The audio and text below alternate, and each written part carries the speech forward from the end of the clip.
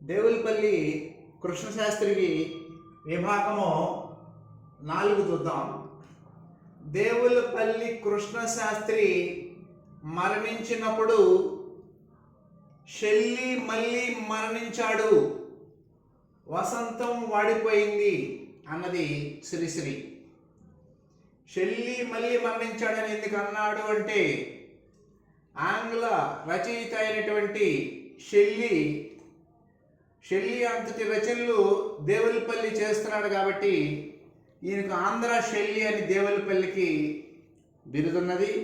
కాబట్టి ఆల్రెడీ ఆంగ్ల రచయిత షెల్లి ఎప్పుడో చనిపోయినాడు, ఆంధ్ర షెల్లి అనబడేటువంటి దేవులపల్లి చనిపోయినాడు కాబట్టి అయ్యా షెల్లి మళ్ళీ చనిపోయినాడు అని అంటున్నారు శ్రీశ్రీ.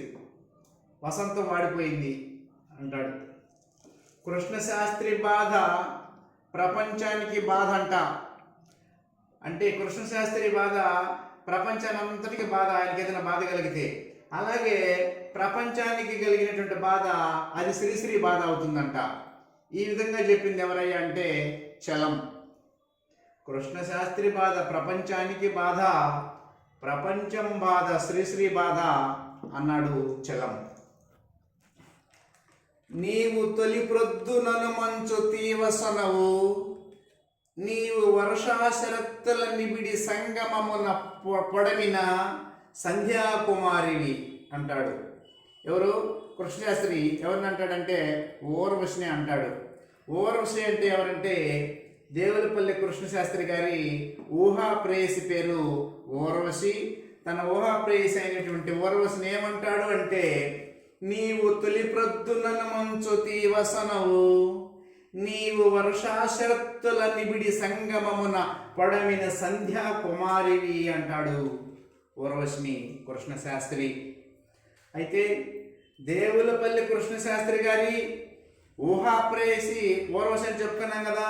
అయితే ప్రవాసం అనేటువంటి ఖండకావ్యం అంకితం ఎవరు తీసుకున్నారు అంటే, ప్రేమ కోసం జీవితాన్ని అంకితం చేసిన మొక్కపాటి రామమూర్తి గారికి అంకితం ఇచ్చినాడు. అయితే మొక్కపాటి రామమూర్తి గారు అంకితం తీసుకున్న కృష్ణశాస్త్రి గారి ఖండకావ్యం ఏది అంటే ప్రవాసం అని చెప్పాలి.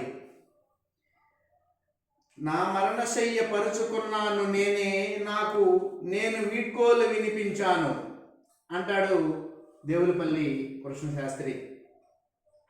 నవ్విపోదురుగాక నాకేటి సిగ్గు, నా ఇచ్చయ్యేగాక నాకేటి వెరపు అని చెప్పుకున్నది ఎవరు అంటే దేవులపల్లి కృష్ణశాస్త్రి. సబ్స్క్రైబ్ చేయండి, లైక్ చేయండి, షేర్ చేయండి. ధన్యవాదాలు.